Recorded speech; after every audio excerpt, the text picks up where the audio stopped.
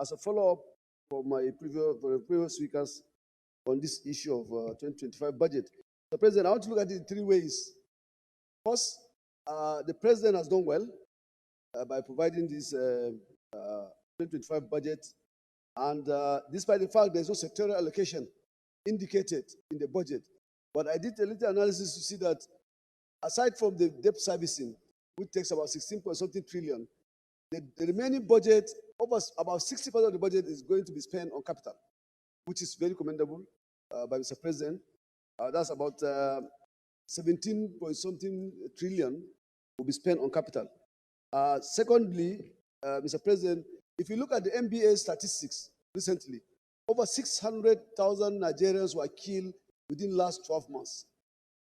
So if Mr. President provided 4 point something trillion on defense and security, I think we need to even encourage him to provide more for defense and security, because people pay ransom, according to MBS, of over 2 point something trillion within the last 12 months.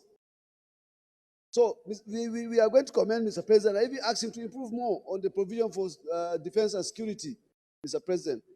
Finally, Mr. President, I want to state that research institutions were abandoned. We neglect research institutions. Any country that neglect research and development, the country is doing it at their own peril.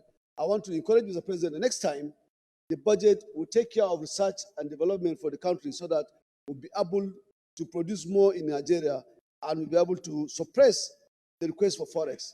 Thank you, Mr. President. What made music to my ears yesterday during the budget presentation was Mr. President's commitment, and I quote, "Food security is not negotiable. In this regard, we are taking bold steps to ensure that every Nigerian can feed conveniently and none of our citizens will have to go to bed hungry." This is sweet music to my ears and to the ears of all Nigerians. We are praying that this commitment will be upheld and kept, and the issue of food will be history. Food scarcity will be history in Nigeria. Thank you very much, and congratulations to Mr. President. Senator Garba Musa Maidoki, representing Kebbi South Senatorial District. Mr. President, I would like to join my colleagues in congratulating the President for this wonderfully crafted budget. But I have some few remarks about the implementation of the budget. Firstly, Mr. President, when the details are out, I want to be assured that the revenue for 2024, for which I know most ministries have exceeded target, are available to finance the extended 2024 budget that we have extended to 2025. And if we are using 2025 money to finance 2024 budget, I want the President to be clear and the ministers to be clear how much we are going to take out of 2025 to finance 2024 budget. Mr. President, I want to report to you that yesterday, the money we put for security, to me, has yielded or has started yielding very positive returns, sir. Yesterday, around Zamfara axis, Mr. President, I need to report the Nigerian security have neutralized over 500 bandits. Over 500 bandits. And they have recovered over 200 motorcycles. And some of them have been captured alive. These are the people terrorizing us in Zamfara, Sokoto, and Kebbi, and even part of Niger. I want to commend the President for this, and I want to commend the Nigerian Army. I want the Senate to specifically write to the Nigerian Army to commend them for this feat so that we can encourage them to do better. Thirdly, Mr. President, the solid mineral sector, sir. The solid mineral sector has really done not much in 2024.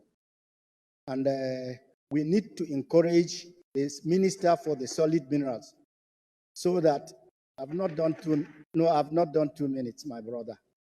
The minister, okay. We need to encourage the Minister for Solid Minerals to intensify effort. I have not seen clear progress in the data generation or revenue increase in the solid minerals development. Thank you very much, sir.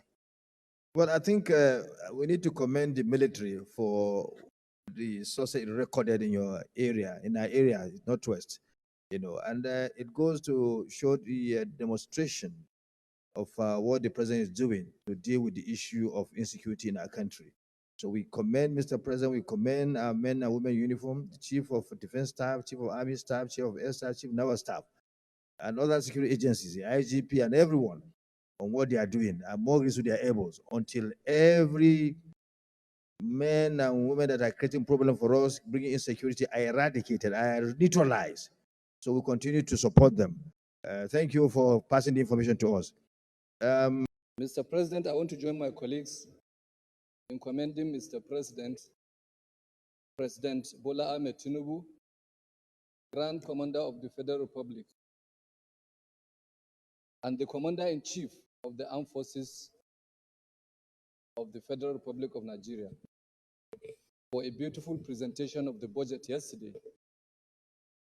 I want to also commend him for considering very critical sectors that are critical to the development of this country, and considering security as the first critical sector by allocating 4.06 trillion to the Defense and Security Agency. I want to use this opportunity to draw attention to my distinguished colleagues, Mr. President, that security is paramount, and as mentioned by most of my colleagues here, without security, there will be no development. So it is important to understand that the security agencies, armed forces of this country need a lot of resources allocated to them to enable them carry out their duty, especially the Nigerian Army, which is deployed in the 36 states of the Federation and the Federal Capital Territory. The strength of the Army, though, is inadequate. It is important for us to Senator recognize Abdulaziz, your time is off. Northeast. Mr. President, I join my colleagues to appreciate the President for the 2025 appropriation bill. The budget fundamentals and assumptions are good, except for the fact that we peg Naira 1,500 to $1. It is very difficult to control inflation at the rate of 1,500. Apart from that, I appreciate Mr. President for prioritizing security. For those of us whose constituents are killed every day on the farm, it is a welcome development. We believe by 2025, when this budget is implemented, our constituents can go to the farm without fear of being killed. That will go a long way in boosting agricultural production, just boosting food security. In that regard, I urge my distinguished colleagues to give this budget a chance and let it be read for the second time. Thank you, Mr. President.